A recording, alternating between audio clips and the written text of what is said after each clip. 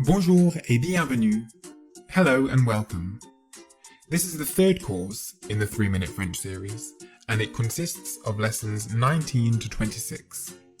The lessons in this course follow on from Course 1 and Course 2. In this third course of the 3-Minute French series, we delve into a few French nuances.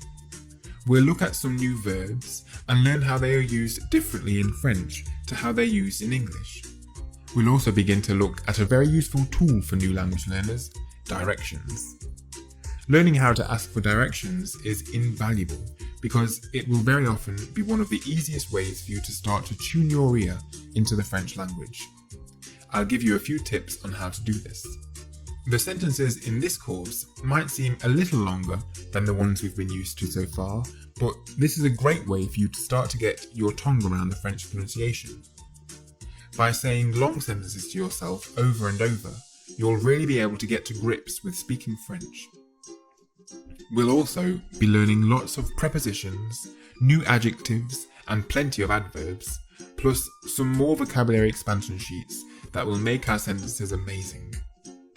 We'll be looking at ways to give your opinion on things, and we'll get introduced to some very interesting language features with plenty of practice for you to really get your head around them.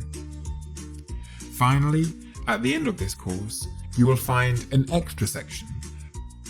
To round off the tourism theme of the first 3 courses in this series, I have created a bumper recap section containing a plethora of examples and practice exercises to recap all the words and phrases that we've learnt so far.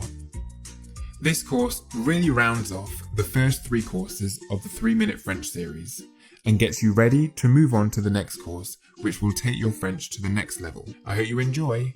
Happy learning. Click the first link in the description below to watch the full course for free. Thank you for watching.